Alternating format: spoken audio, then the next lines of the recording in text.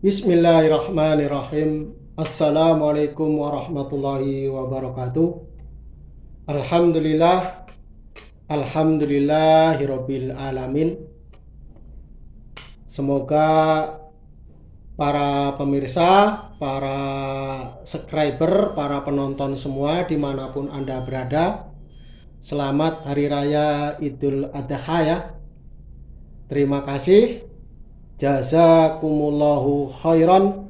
Semoga Allah membalas dengan kebaikan yang banyak pada para pelanggan ataupun konsumen yang telah mengorder ataupun mempercayakan Golok Indonesia sebagai alat sembelih, alat pemotongan di Hari Raya Idul Kurban hari kemarin ya. Hari kemarin. Dan alhamdulillah terima kasih banyak yang telah mengirimkan testimoninya dan juga yang curhat ya terhadap goloknya. Ada yang mungkin patah, ada yang mungkin jiping ataupun rolling akibat salah penggunaan ataupun akibat memang itu produk yang gagal. Insya Allah ya, bagi para pelanggan Golok Indonesia, kalau golok Anda ketika Anda pakai dengan normal sebagaimana mestinya, ketika Anda ada kerusakan bisa dikirim ke Rio kembali ya, bisa dikirim kembali ke saya untuk diservis. Insya Allah servisnya gratis dan juga cuma ongkos baliknya ditanggung oleh pelanggan. Ya, sekali lagi bagi para pelanggan Golok Indonesia channel Abu Mas'ud yang mungkin ingin mengasah ulang ya, ingin mengasah ulang setelah dipakai, bisa dikirim ke Rio kembali. Nanti minta alamat, saya kirim alamat gratis ya, gratis, hanya ongkos kirim baliknya yang ditanggung. Baiklah, pada kesempatan kali ini kebetulan ini ada 2 golok yang mau kita kirim ke Kalimantan ya, ke Bapak Ustadz Erlin Sumarlin ya di Kalimantan Tenggara. Di Kalimantan Tenggara beliau sudah sekian puluh pesan.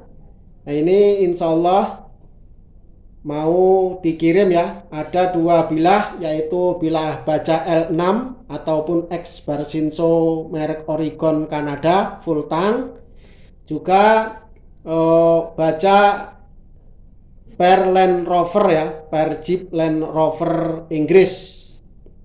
Ketajaman ini sudah ketajaman slis tisu ya, insya Allah. Ketajaman ini sudah ketajaman slis tisu, bisa kita saksikan bersama nanti. Bismillahirrahmanirrahim.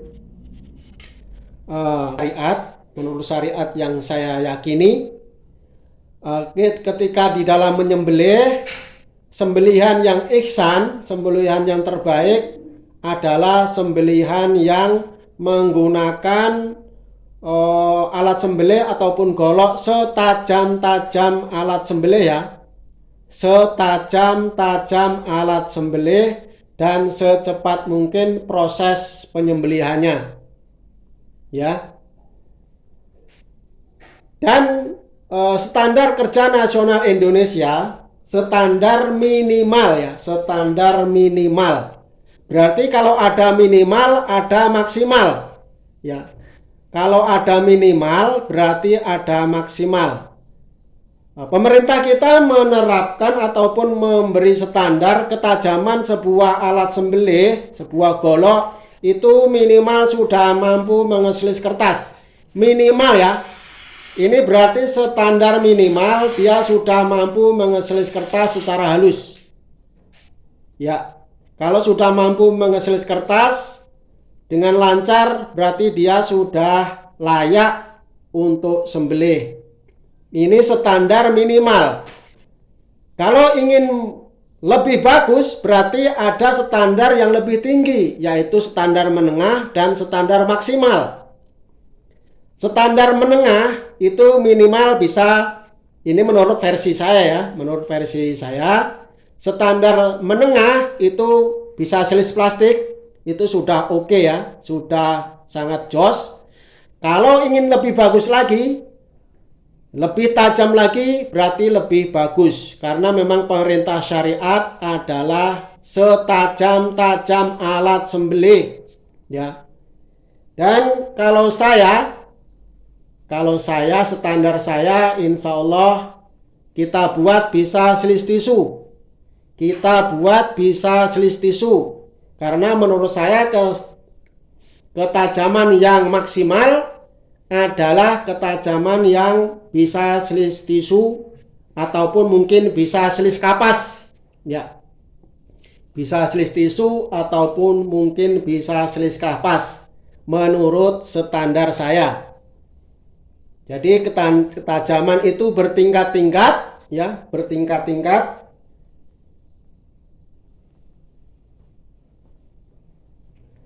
Dan kita coba uji ya, kita coba uji selis tisu.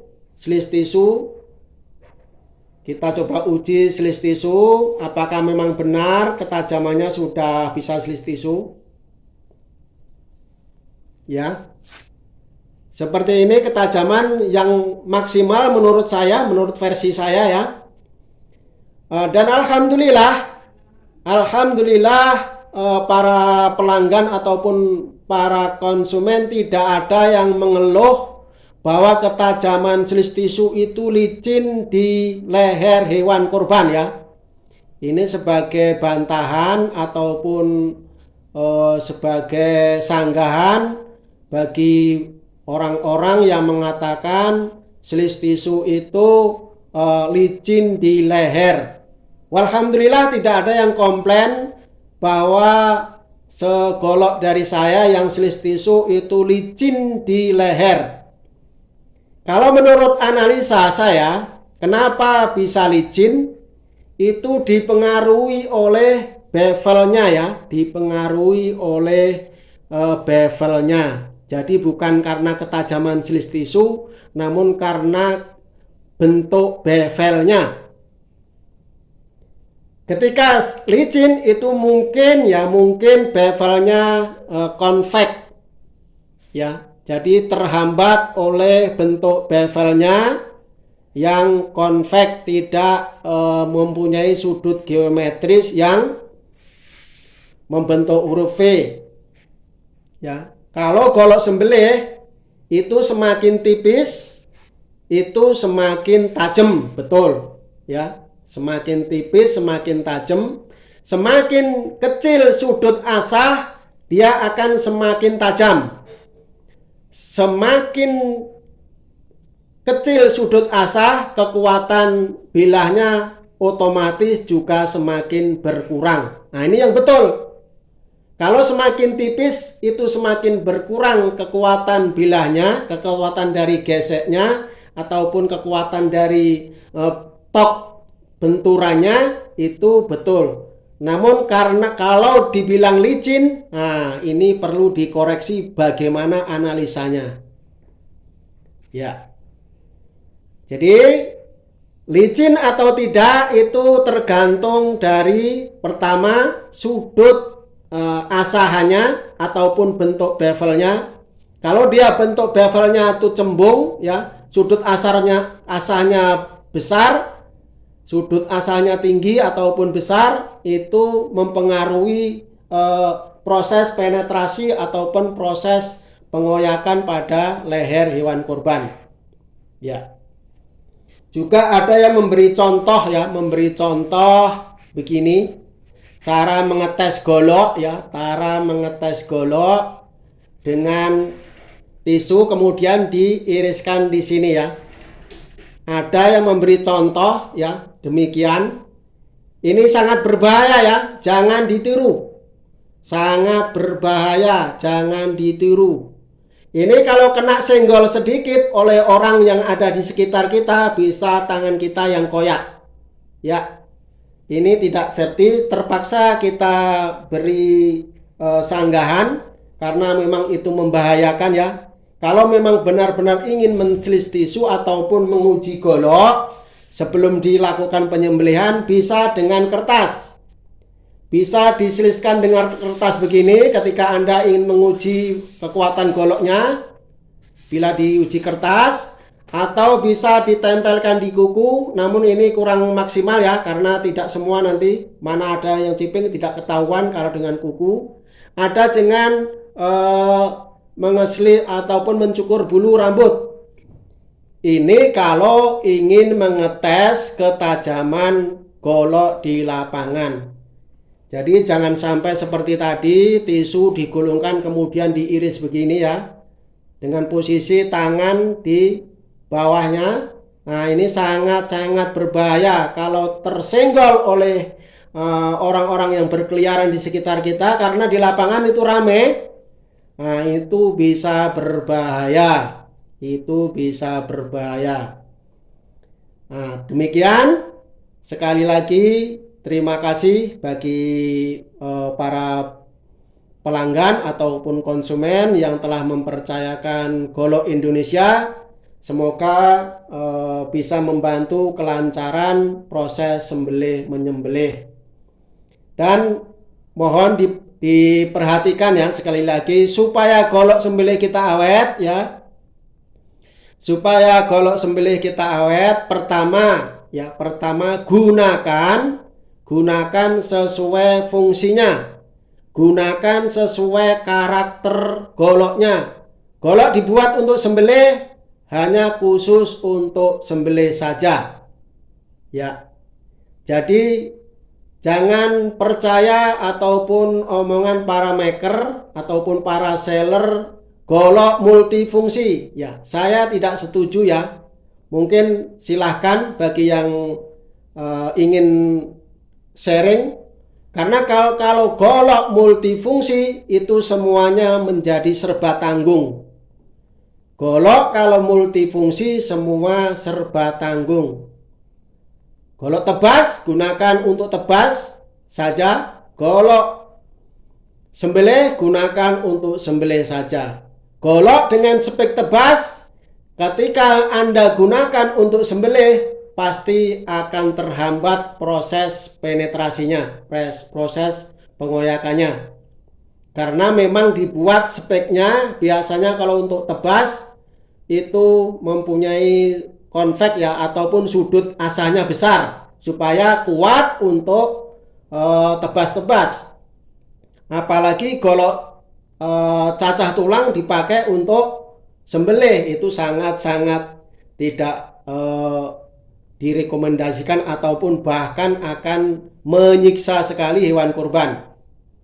Juga golok sembelih ketika Anda gunakan untuk cacah tulang ataupun untuk tebas, sudah dipastikan sebagus apapun bahannya, setop apapun makernya, kalau golok dibuat untuk sembelih dengan ketajaman yang super maksimal, ketika Anda gunakan untuk tebas, dijamin rusak ya, dijamin rusak. Demikian review singkat kita. Mohon maaf apabila kurang berkenan di hati Anda, dan silahkan ataupun dikoreksi apabila tidak cocok ataupun tidak benar secara ilmiah. Mohon dikoreksi ya, mohon dikoreksi. Demikian, terima kasih. Assalamualaikum warahmatullahi wabarakatuh. Salam Golok Indonesia, Jos Gandos.